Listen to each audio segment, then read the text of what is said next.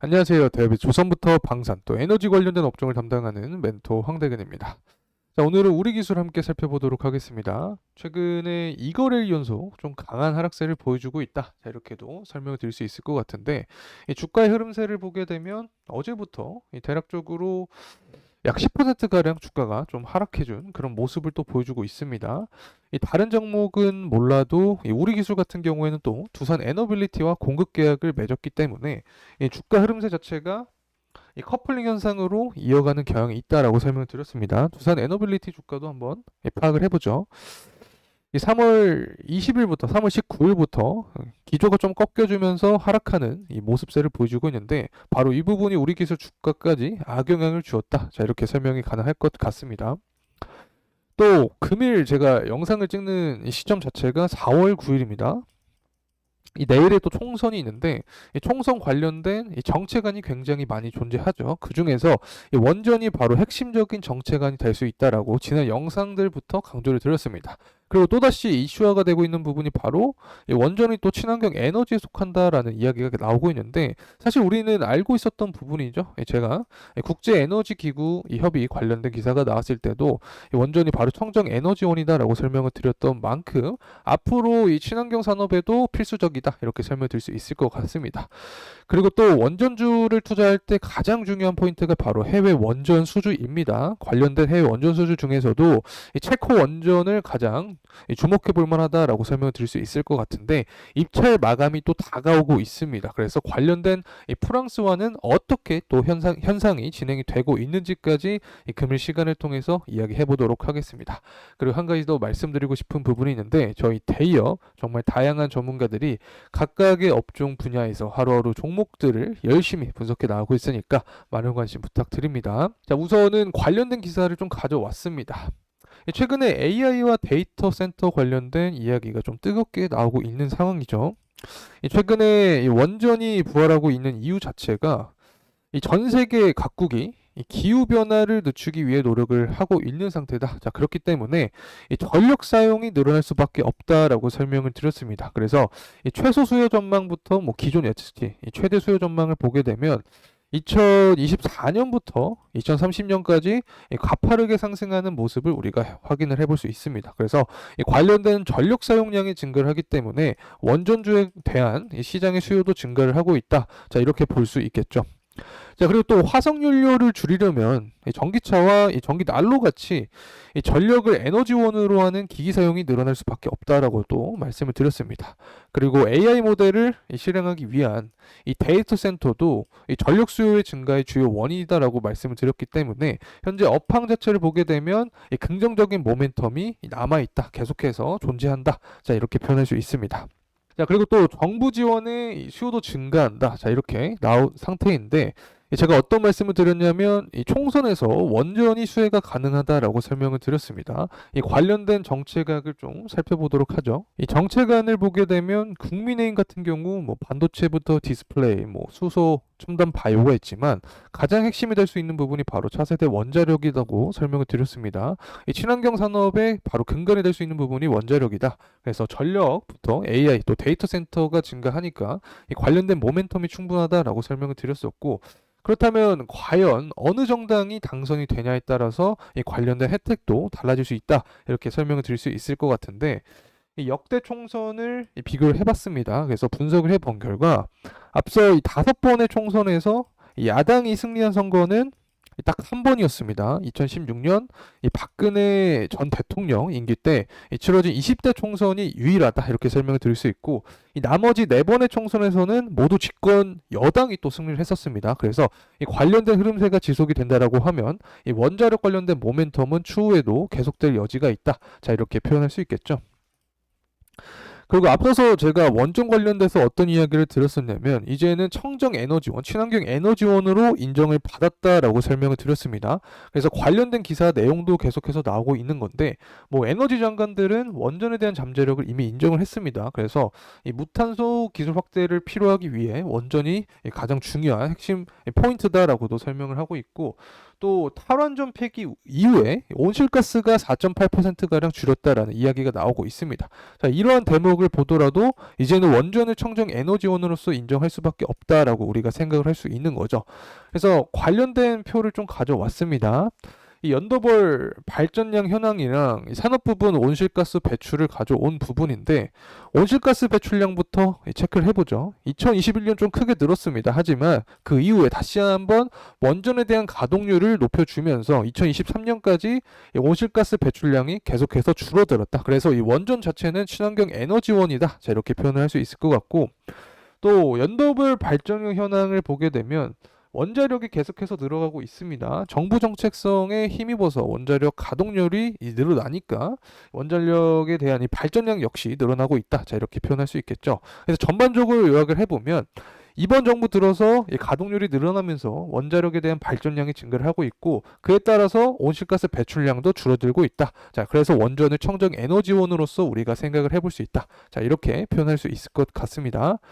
넘어가도록 하죠. 이제 가장 중요한 부분이 바로 전기본이죠. 여러분도 다 아시겠지만 이 신규 원전에 대한 건설을 담은 이 제11차 전기본이 이 4월 달에 또 공개가 된다라고 합니다. 사실상 이 3월 달에 전기본이 공개된다라고 했었는데, 제가 당시 어떤 말씀을 드렸냐면 이 총선 앞두고는 좀 이슈가 될 만한 사항들은 뒤로 미룰 것이다라고 했습니다. 그래서 이 부분을 다시 한번 적중해 주면서 이 전기본 자체가 밀렸다라는 기사가 계속해서 나왔던 상황이죠. 그래서 제가 어떤 말씀을 드렸냐, 이 전기본이 뒤로 밀렸으니까 기대감도 계속해서 끌고 갈 수 있다라고도 설명을 드렸습니다.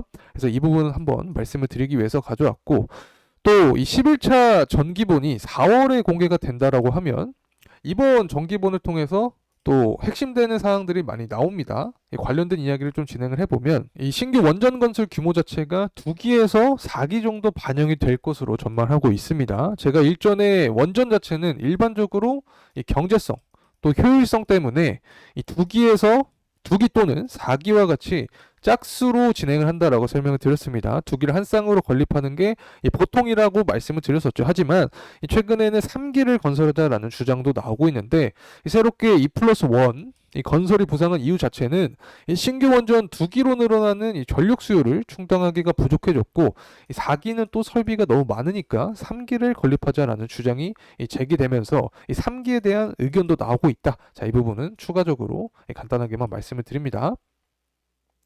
자, 그리고 또 원전 가동률에 대해서 가져왔습니다. 앞서서 살펴봤죠. 원전 가동률이 증가를 하면서 이 온실가스 배출량도 감소를 했다라고 설명을 드렸었는데, 문재인 정부 때 좀 많이 하락을 했습니다. 이때 당시에 탈원전을 시작을 하면서 뭐 한전 같은 기업들이 굉장히 적자폭을 많이 얻게 된 그런 상황이었는데, 이제 윤석열 정부 들어오면서 원전을 다시 한번 부흥시키자라는 그런 전략과 함께 원전 관련주들이 주목을 받고 있다. 자, 이렇게 표현할 수 있을 것 같고, 사실 국내뿐만 아니라 해외의 상황을 보더라도 원전은 이제 빼놓을 수 없는 그런 상황이 되었습니다. 그래서 관련된 모멘텀은 향후에도 지속될 가능성이 높다. 자, 이렇게 설명을 드립니다. 자, 이제 우리 기술이 두산 에너빌리티와 165억 규모의 원전 제어 시스템을 공급을 했다. 자, 이 부분을 가져왔는데, 사실 이 기사 내용 자체는 제가 영상을 통해서 굉장히 많이 말씀을 드렸습니다. 그래서 이 부분 간단하게만 언급을 드리는 차원에서 가져왔고, 두산 에너빌리티와 아까 주가적인 차원에서 커플링 경향으로 간다라고 설명을 드렸습니다. 그 이유가 바로 이 원전 제어 시스템 공급 계약이 있기 때문에 커플링 현상으로 움직인다. 자, 이 부분 말씀을 드립니다. 또 해외 원전 관련된 기사죠. 제가 앞서서도 말씀을 드렸지만 이 체코가 굉장히 중요하게 작용을 합니다. 현재 체코 관련된 이야기를 좀 드리려고 하는데, 이 30조 원 규모의 이 두코바니아 테물린 원전 건설 사업의 재입찰 이 마감일 자체를 이 프랑스 요청에 따라서 2주가량 또 미뤘습니다. 이 체코 정부가 이 프랑스 측의 요구를 들어준 데다가 사실상 예선 탄력으로 간주가 되었었던 이 웨스팅하우스 있죠. 미국의 웨스팅하우스가 또 본선에 재등장할 수도 있다는 관측도 현재 꾸준히 나오고 있습니다. 그래서 아직까지는 이 최종 결과 발표까지 넘어야 할 산이 남아있다. 자, 그렇기 때문에 이러한 리스크가 반영이 되면서 우리 기술 주가까지 하락에 대한 모멘텀으로 작용을 했다. 이렇게 말씀을 드릴 수 있습니다. 또 이 체코의 입찰 제안서 이 평가 보고서 정부 제출일도 5월 30일이었습니다. 5월 31일. 근데 이 부분도 6월 15일로 연기가 되면서 입찰 제한 결과를 6월 중순쯤에는 알 수 있다. 이 부분도 연기가 되었다라는 점 말씀을 드립니다. 자, 근데 문제가 있습니다. 이 체코 정부가 프랑스 EDF의 편의를 봐주고 있다라는 점이 바로 문제인데, 이 유럽연합 내에서 이 프랑스 위상을 고려를 해보면 이 처음부터 한국에게는 좀 불리한 싸움이다라는 분석이 존재합니다. 이 실제 프랑스는 EU 전체 이 원자력 발전량의 48.4%를 생산하고 있고 이 전체 투자액의 3분의 1을 또 책임을 지고 있기 때문에 같은 유럽 내에서 이 좀 유리한 점이 존재를 한다. 자, 이렇게 말씀을 드릴 수 있고, 이 다만 또 프랑스 같은 경우에는 최근 영국에서 이 가압 경수로용 원전 2기를 건설하는 과정에서 또 예산이 이 추정치보다 70%에서 90% 증가할 수가 있습니다. 그래서 이 원전 건설 비용 초과 부분에서의 불안 요소를 가지고 있다. 아직까지 확실하지 않지만 그래도 프랑스가 조금 유리하게 끌고 갈 수 있는 상황이 존재한다. 이 점 말씀을 드립니다. 이제 가격적인 측면을 가져왔습니다. 자, 우리 기술의 차트 흐름인데 이 결국에는 이거래일 연속 하락을 해주면서 주봉상 음봉이 찍혀 있는 상황이다라고 설명을 드릴 수 있습니다. 그래서 이 매물대와 투자 심리를 고려를 해보면 이 주봉의 11선 그리고 61선과 맞닿아 있는 선에서 지지할 확률이 높다. 자, 이렇게 설명을 드릴 수 있고, 이 구간에서 지지가 이루어지고 나서 주가가 상승해주는 모멘텀이 나와줘야 된다. 이렇게 말씀을 드릴 수 있습니다. 현재 그러면 주가 상승 모멘텀은 또 어떻게 될 수 있을지 설명을 드려보면, 이 바이든과 트럼프의 이 대선에 관련된 이야기를 빼놓을 수 없을 것 같습니다. 사실 이 트럼프 같은 경우에는 전통 에너지원을 강조를 하기 때문에 원전 관련된 모멘텀을 받을 수 있다. 대부분 알고 계실 거라고 생각을 합니다. 하지만 이 바이든 같은 경우에도 이 원전을 최근에 강조하는 모습을 보여주고 있습니다. 이 취임 첫 해에 2050년 이 탄소 중립 달성을 위한 행정 명령에서 또 서명을 하면서 이 이를 뒷받침할 에너지원으로 이 원전을 또 뽑았습니다. 그래서 전반적으로 뭐 바이든이나 트럼프 모두 원전을 공통 정제관으로 뽑고 있다. 자, 이렇게 설명을 드릴 수 있고, 이 7월부터 8월 전당대회가 있고 또 11월 이 대통령 선거가 있기 때문에 지지율 싸움을 하게 될 시에 원전에 관련된 사항이 계속해서 부각이 될 수 있다. 이렇게 말씀을 드릴 수 있습니다. 그렇게 되면 해외 원전 플러스 국내 원전, 이 정부 정책의 수혜원으로서 이 원전 관련된 이 종목들이 주가 상승 모멘텀을 얻을 수 있게 된다. 이렇게 표현할 수 있을 것 같습니다. 그래서 현재 구간에서 주가가 상승해 준다라고 하면 이 121선과 닿는 구간에서 1차적인 저항이 발생할 수 있고, 그 다음 투자 심리가 많이 쌓여 있는 이 매물대 구간에서 저항이 나올 수 있다라는 점 참고로 말씀을 드립니다. 자, 이상으로 우리 기술에 대한 영상 마무리하도록 하겠습니다. 금일 시간이 도움이 되셨다면 구독과 좋아요 한 번씩 부탁드리겠습니다. 끝까지 시청해주신 모든 분들께 진심으로 감사의 말씀 드립니다. 감사합니다.